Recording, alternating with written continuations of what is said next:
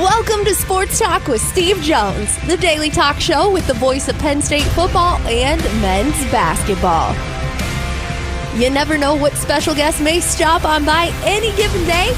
Now here's the man of the hour, Mr. Steve Jones. Okay, so let's get into the money part of it. Obviously, you spent none on that outfit. What the heck? What? I mean, you're a mess. So I take after the Flyers, you're saying. Right? Jeez. How many times? I mean, that shirt's been washed so many times. What, 200, 300? No, it's supposed to look like this. It's supposed to look. It is. It's supposed to look that ratty. It's supposed to look beat up. Yes, it is. All That right. I will say. It's the old school Flyers. That's why it's got the I guess I have to show it now. The hammer on the back there. Dave the Hammer Schultz. Okay. So today, we're going to talk about Red Lobster. Why? Not going to talk about, the great meal you can get there or anything like that. It is about, because this links to sports. And the Red Lobster story, private equity people are looking at saying, hey, this could be for college athletics a big. You have to do it, and you have to do it right, and you have to learn lessons from history, and this is recent history. So let's discuss private equity.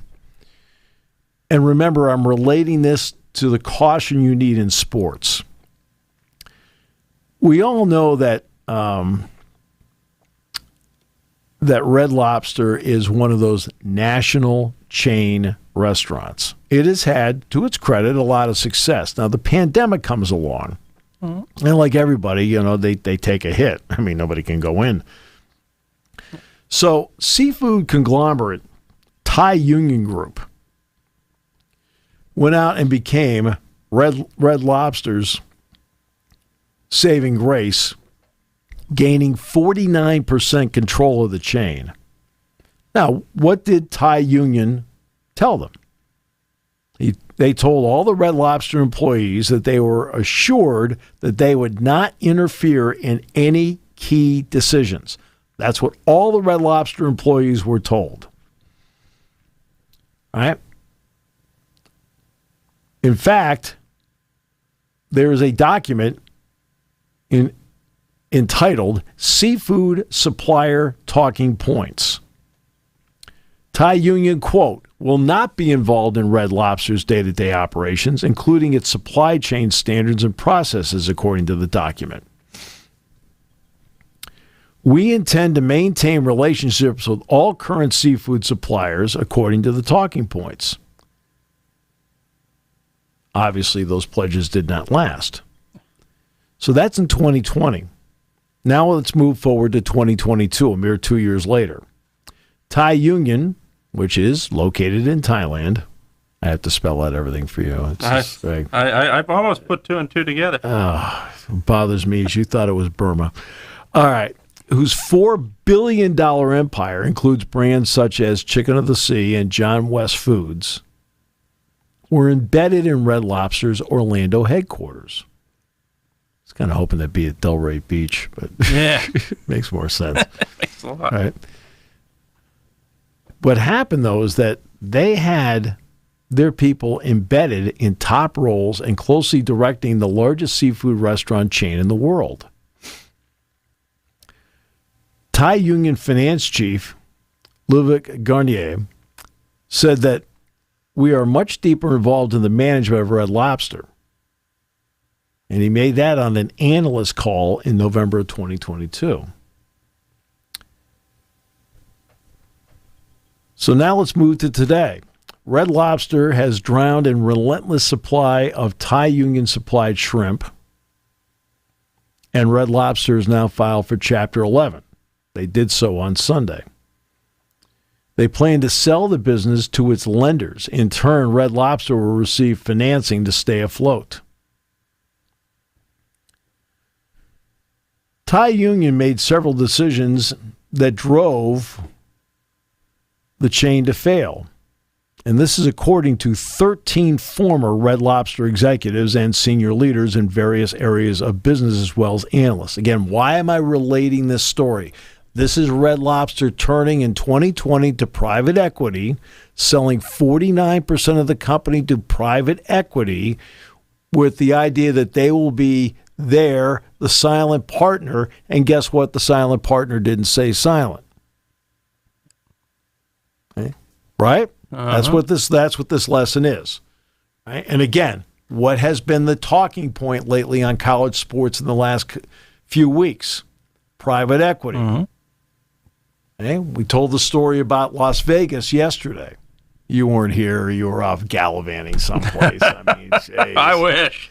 Every time I turn around, it's just one fun time for you. It was a blast yesterday.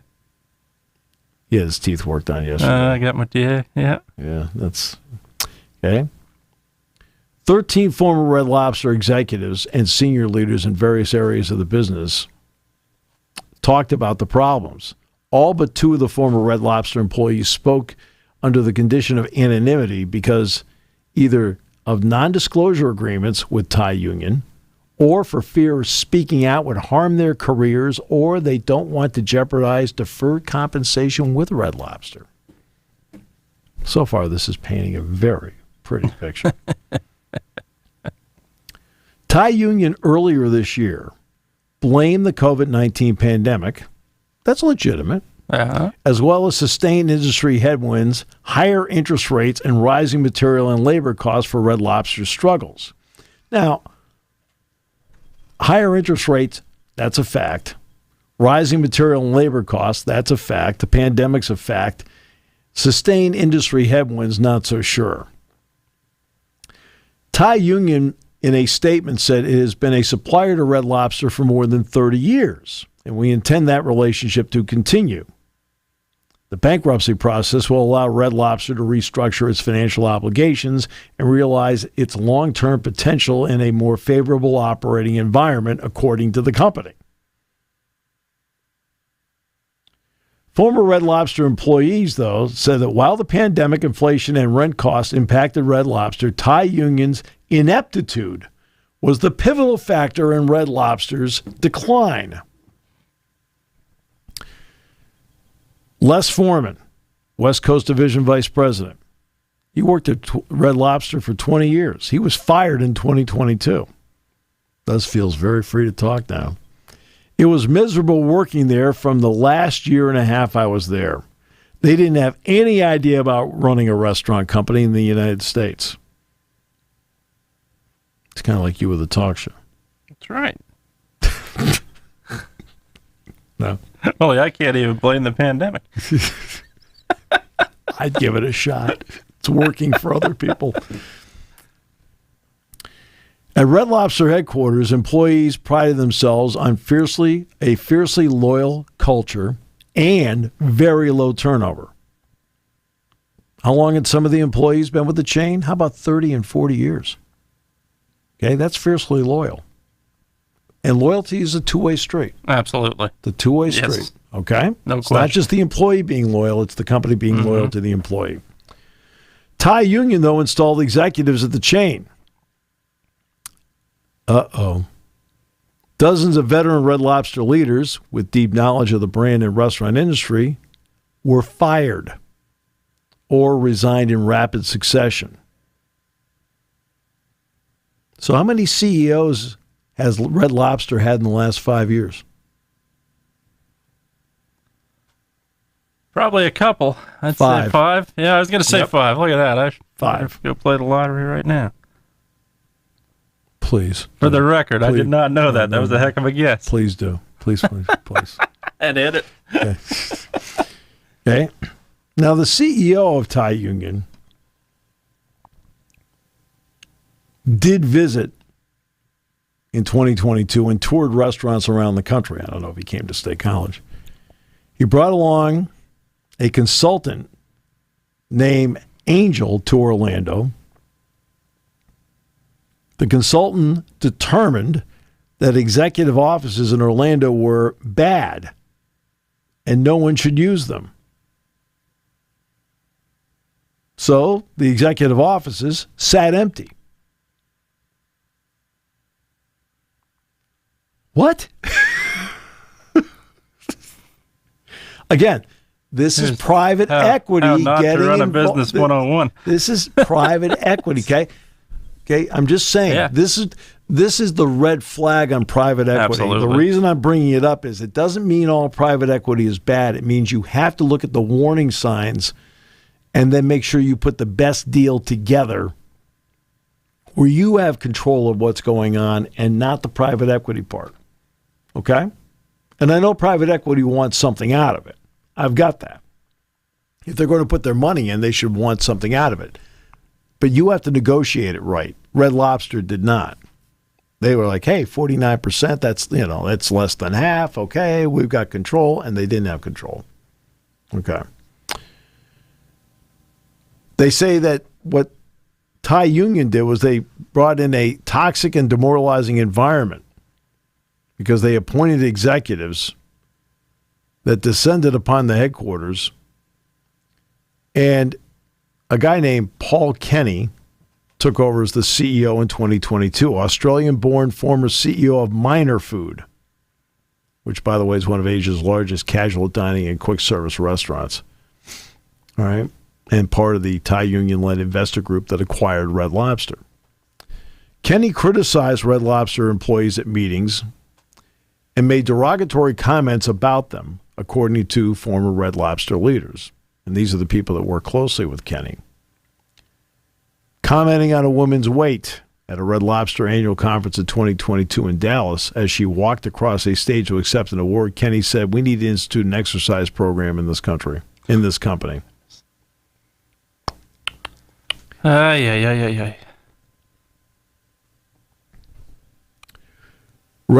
Under Kenny, Red Lobster cut 2 of its shrimp suppliers. I'm trying to think who would be supplying shrimp after that. All right. Oh, they're competitors, the Thai Union. Oh, yeah.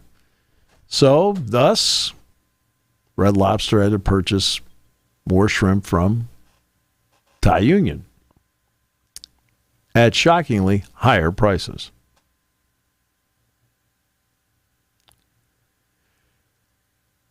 And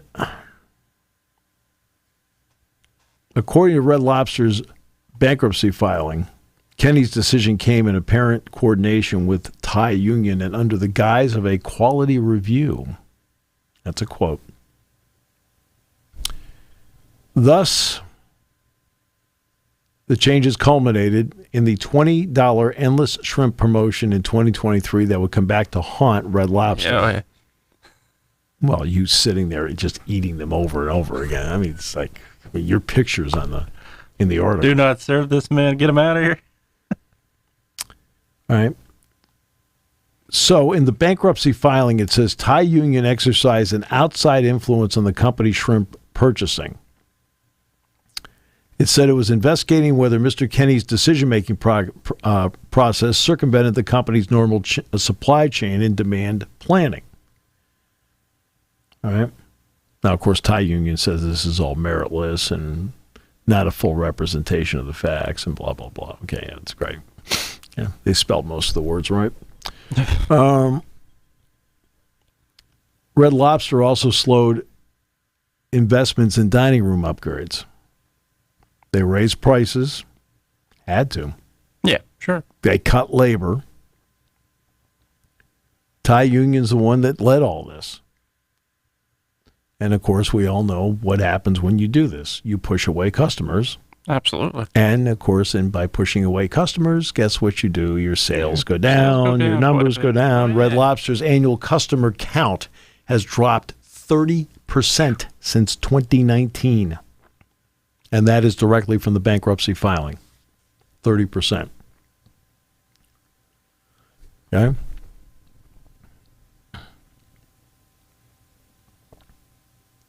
Red Lobster actually started in 1968. A guy named Bill Darden. In 1995, became Darden Restaurants. And General Mills, by the way, bought in. Mm-hmm. Okay. Yeah. 2014, Darden sold Red Lobster to Golden Gate Capital, a private equity firm, for $2.1 billion. Now, how did they fund the deal? Red Lobster spun off its real estate. The arrangement wound up hurting Red Lobster because it became stuck with leases it could no longer afford instead of actually owning the buildings. And then, of course, Thai Union took $575 million in a minority stake in Red Lobster in 2020. They expanded the stake, leading an investor group to buy out Golden Gate Capital and then just flat out acquire Red Lobster. Now, it starts out well. In 21, they operated in a profit. This is where the picture of you sitting there eating the endless shrimp bowl comes into play. Right? Because it even says October 2021. It's like amazing. That was my birthday meal. Oh, just... right. The quarterly earnings in August of 2021, very good. No getting around it. They rehired out of the pandemic 26,000 employees. Right. So then they brought in another CEO, which then in turn brought in a new leadership team, which then in turn brought in a new head of finance, a new chief marketing officer, and a new chief information officer. All right. But Kenny had moved on. He's on the board and starts exercising more power. In early 2022, he began visiting Red Lobster's headquarters more frequently and touring the restaurants. This is the part where he came in and kicked you out. Yeah, I know. Uncalled for. All right.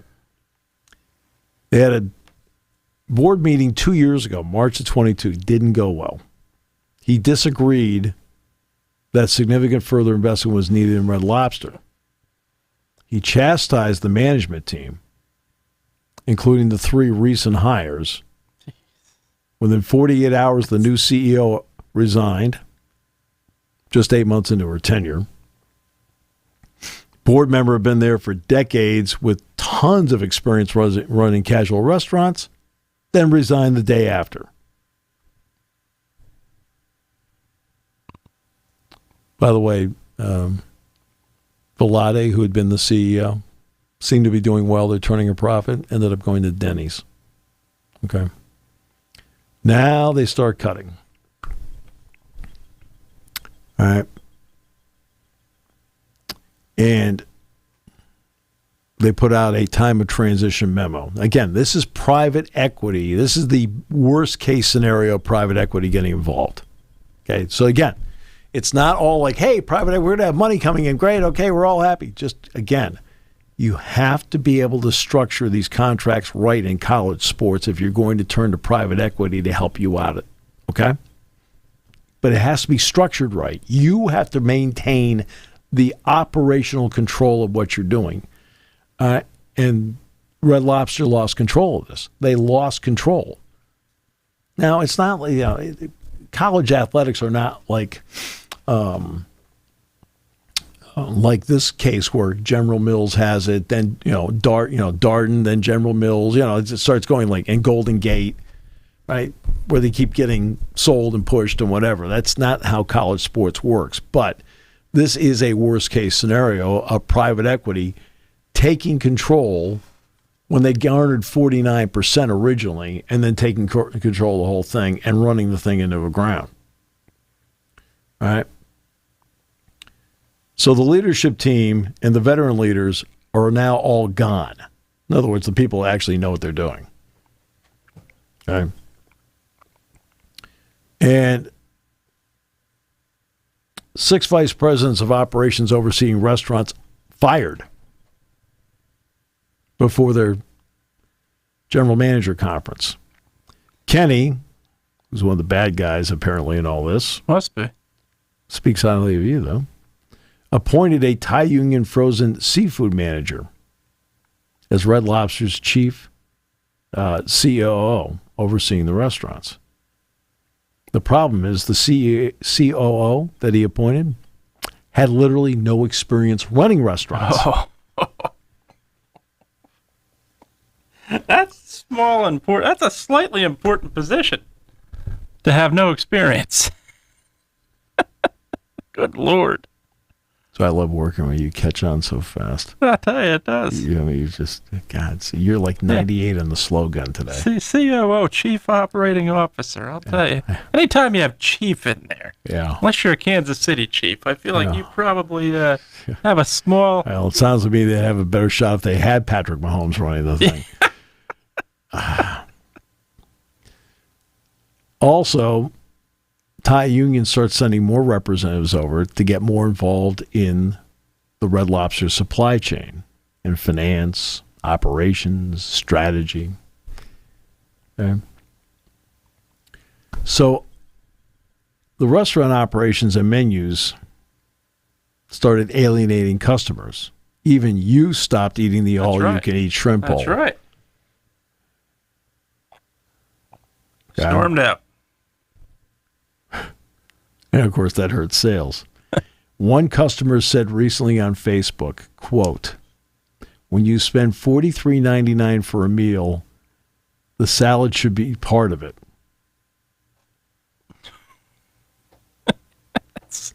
It goes on to say the Texas Roadhouse does not charge extra for a side salad. Red Lobster was my favorite place to eat, but no longer. Okay. All right. The chain also started leaving tails on shrimp in the pasta. Oh, yeah. No. Which turned you off. I mean, it's... that can turn a lot of people off. Right. Yeah, but see, you started eating it. They eliminated sauté stations in kitchens because they wanted to save on labor costs. Okay. Wait staff, they switched from servers covering 3 tables to 10. Oh, yeah. It's one thing if we go 3 to 4 or 3 to 5, 3 to 10. No. It's impossible.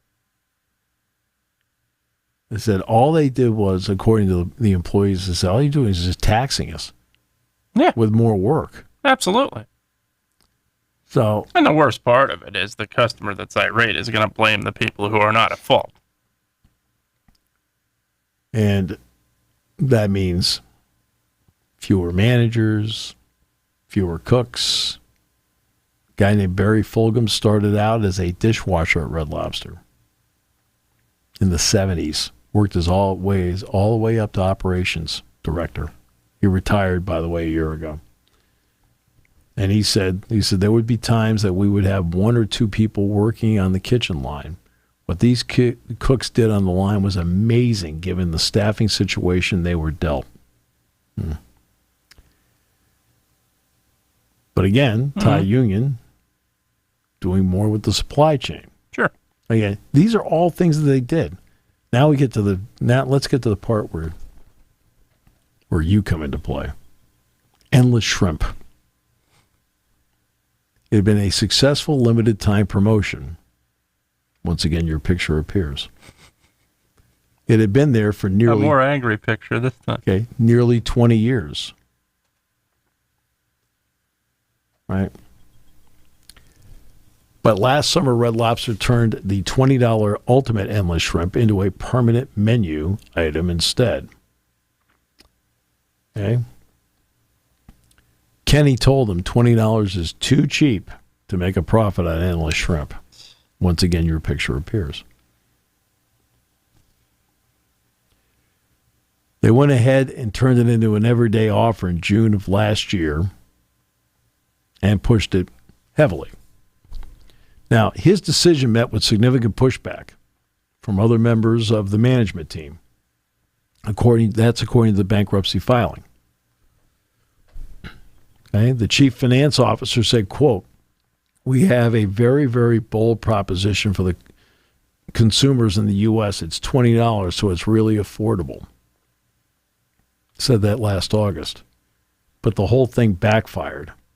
This is the part where you stormed out in a fit of rage. God.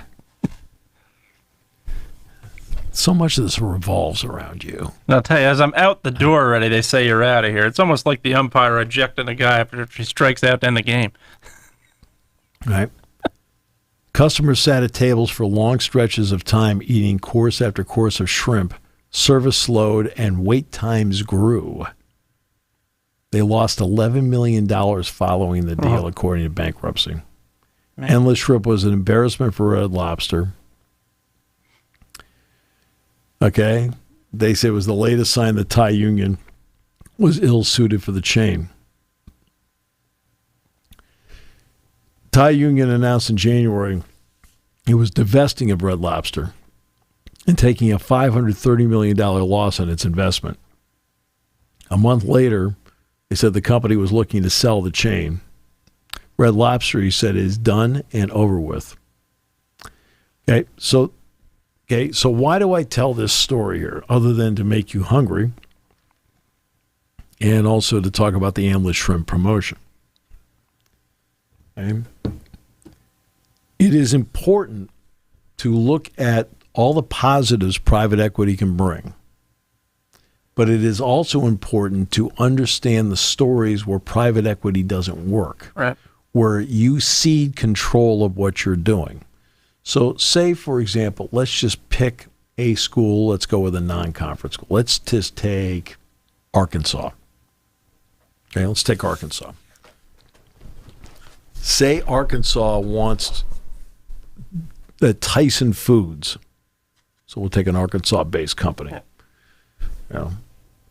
I'd pick Walmart, but I'll leave that out of that. We'll go with Tyson Foods. Yeah. Okay, so we'll take an Arkansas-based company, and they want to, as private equity, get involved. All right. First of all, you have to stake out what do they want out of the deal. What do they want? All right, and then what do you want out of the deal? Okay. Find out what they want, but then you have to, right? And then you have to determine what percentage you're going to sell. So let's say, was it Redbird? Is that the one that LeBron James is involved in? I think so. Yeah. So Redbird, Jerry Cardinal gave a speech in December in Las Vegas at the Sports Business Journal conference. And he talked about private equity getting involved. Now, Redbird is already involved with the Pittsburgh Penguins, the Boston Red Sox, and AC Milan. Jerry Cardinal said that there was a possibility that Redbird would be interested in 5 to 10 college programs out there. Now, let's face it, when you're looking at what Penn State's doing on the financial end of it, on the visibility end of it, Penn State is one of the 18 schools that make up 50% of the TV ratings. All right? From 2016 to 2023, Penn State has had, obviously many of these are repeat viewers, but a total of 241 million viewers, which is number 6 in all of college football. You're talking about a stadium that has last year averaged 109,000. Has a good possibility of doing that again this year. Mm-hmm.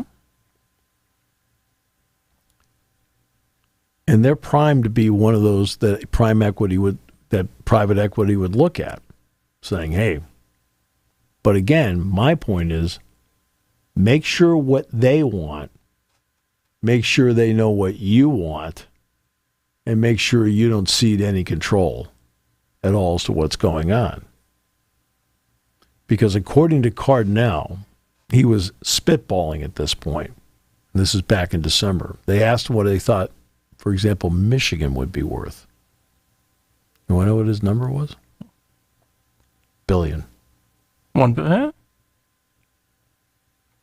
That was his number. Now, he was just spitballing at that point. Right. All right. Well, Penn State's right around that neighborhood. Mm-hmm. No doubt. And you know what's interesting? You know whose NIL is Michigan. Yeah. That's what's interesting about Michigan. Their NIL is like, it's good. It's good. It's good, but it's not great. It's good. They've relied a lot more on the portal. Well, I obviously have to when he was coach, but they've relied a lot more on the portal, I think, in these last 2 years. Right. Well, but the portal brings with it NIL pressure, too. Absolutely. There's no question. So let's get to what they can do. All right. So private equity is there.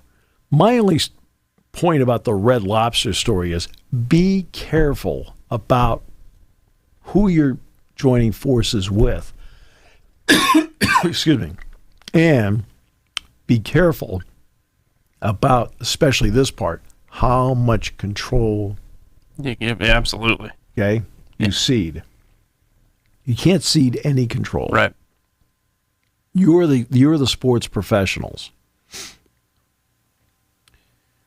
And it sounds like with the Red Sox and with the Penguins and AC Milan, Redbird has been private equity, but for the most part, I think they've stayed out of it. For the most part. Now, I don't know if... Now,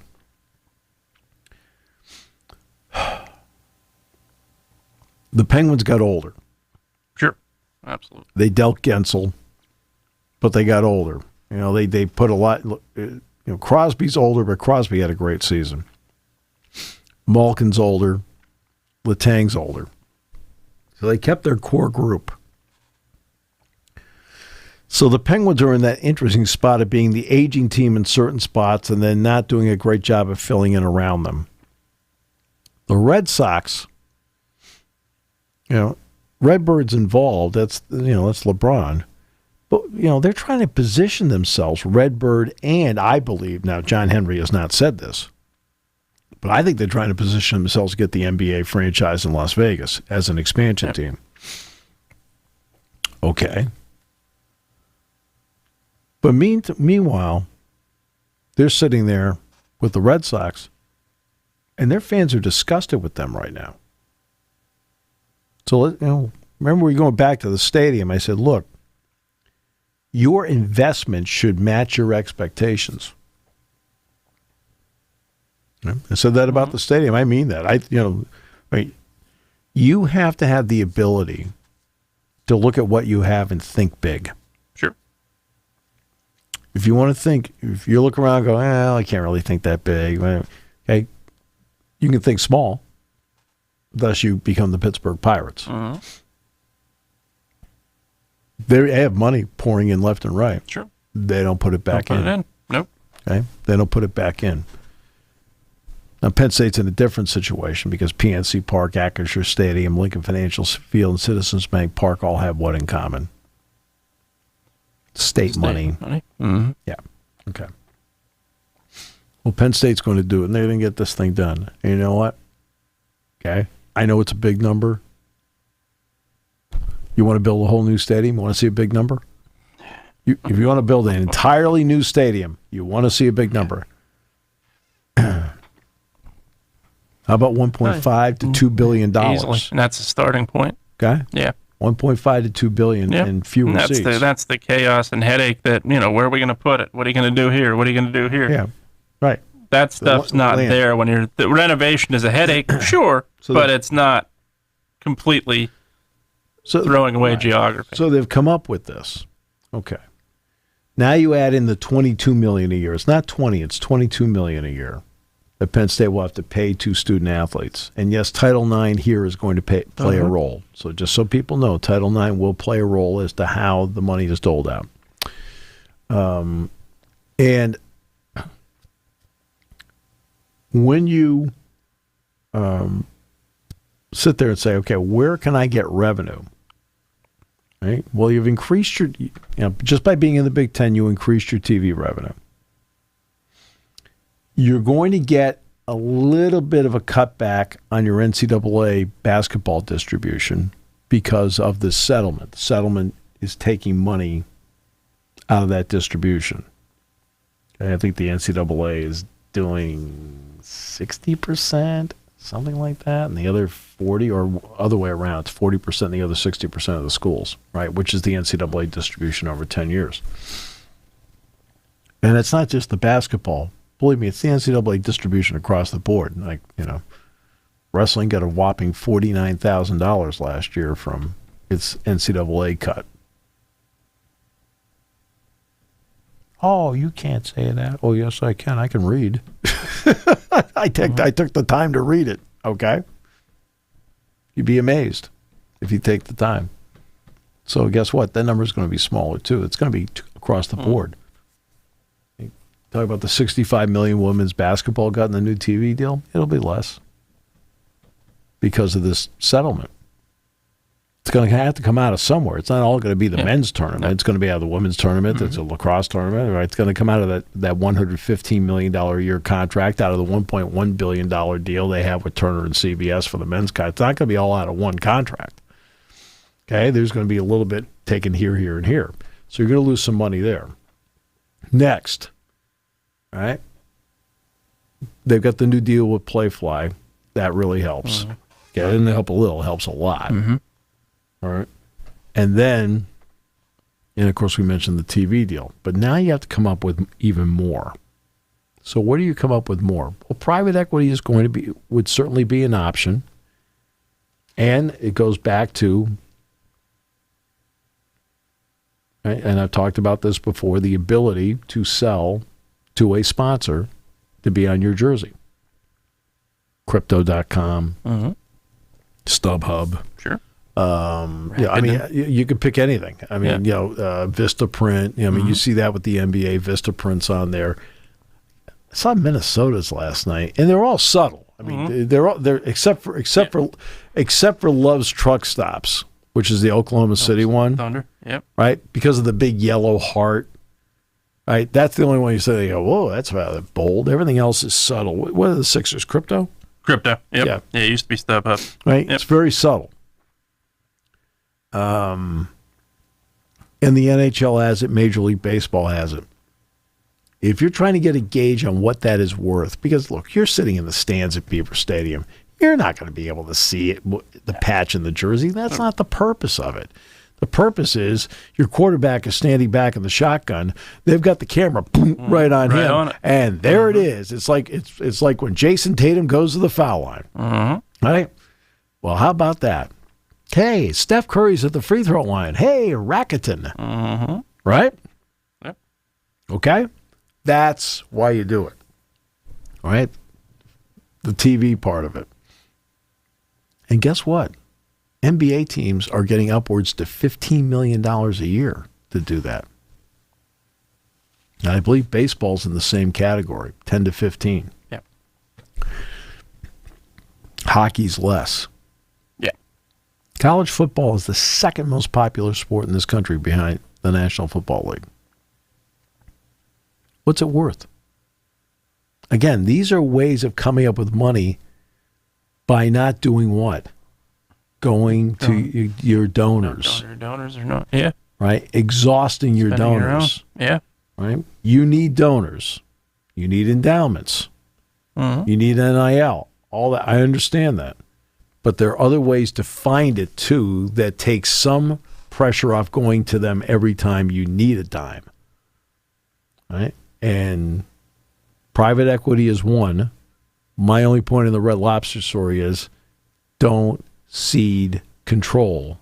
Right. In other words, all right, it's not equivalent to the old Joe Paterno saying of, look, I want your dollars, not your 2 cents. Because they'll want something out of it. Okay? It's up to you to negotiate in such a way where they get something out of it, you financially get something out of it, but you also maintain control of it. That's the point of the Red Lobster story. And the fact that you bankrupted them in the endless shrimp promotion. In fact, there are several pictures actually of you wearing that shirt. I'll tell you. That and then the Phillies shirts. Yeah. That Red Lobster. You bankrupted a company. Only one?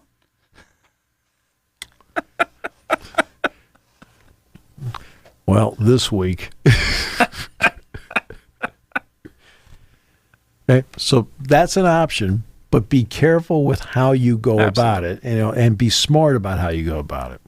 And number two, the advertising part, there will be people that are longtime Penn State fans that are going to gripe a storm up about it. And I was telling Pat Kraft, Pat didn't know this. I was talking to Pat about this. And I said when they first started wearing the jerseys, they had the Nike swoosh on it. Right? He said, people were in an absolute uproar. Yeah. He looked at me, he goes, really? Now, again, it's so accepted now, nobody thinks twice about it. Right? You go back to the bowl games when they had the Fiesta Bowl patch, the Rose Bowl patch. Didn't want it. Right. Yeah. And he looked at me, he says, because we talked about a bunch of other stuff too, which most of it he already knew. But he looks at me, he goes, really? Yeah. I said, Pat. Right. Said it was a little different. I said it was a long time ago. Yeah. I said, but if you put an advertising patch on there, I said, because we had a quarterback club board meeting last night. So, we go to the Pat goes to the quarterback club every week. And I'm emceeing it, so I'm there every week. And this is a mixture now, but, it's a heavily older crowd. Sure. Long time crowd. That would be, I could picture some people in that crowd being up in arms. Absolutely. About Jason Lord's truck stops being on. That's right. And I think it ultimately took, I remember going back to, even James Franklin's second and third year. It took beat writers to truthfully say, hey, look, this is not your grandfather's Penn State anymore. It's not your grandfather's anything anymore. See, but James listened to what people were saying. Absolutely. He took the names off the jerseys. Yeah, took the names off the jerseys, stuck to tradition, but also implemented part of his, which is perfect to what you do as a coach or a player. That goes back to what when I was in Philadelphia and James and I did a sit down together at the event, and I introduced him, and I've said this to groups privately, but I don't think I've ever introduced him this way before. But I said, look, Penn State has always had the right person at the right time. No, it sure has. Absolutely. I said when Penn State needed to have absolutely. When Penn State needed to have a Joe Paterno. Yep. For 61 years, we had a Joe Paterno. Absolutely. 46 as a head coach. Yep. For 2 years, when we needed to have the personality type of Bill O'Brien, we had Bill O'Brien. And when we needed a James Franklin, we have him now. Yeah. Right? He has been able to adapt to all of this. And this goes now to Pat Kraft. Look, when Penn State needed a Jim Tarman, when Penn State needed a Tim Curley, when Penn State needed a Dave Joyner, Sandy Barber, well, now you got Pat Kraft. And this is the right time for a guy like Pat Kraft to be here and helping to navigate through all of this. Because this can become a chaotic mess if it's not managed properly. Now, these guys will manage it properly. But I tell the Red Lobster story, again, as I've repeated a couple times, that shows that private equity doesn't cure everything if you allow it to get out of control. Okay? You still need to control your product. You still need to control your management of it. All right? Make sure they get something out of it. But make sure that you also get something out of it, including maintaining complete control. That's the point of the Red Lobster story. And the fact that you bankrupted them with that shrimp. Yeah. I mean, you sat there past closing time. I'll tell you, they never threw me out. I was waiting for the hook. They never gave me the hook. Right. And then it goes time to pay. He puts $21 down. Like, really? $1 tip? You're just the lowest. It's $1 more than Michael Jordan ever gave. Oh, you're just the lowest. Now we're going to pick on Michael Jordan. Oh, great. Oh, just the lowest. Ah.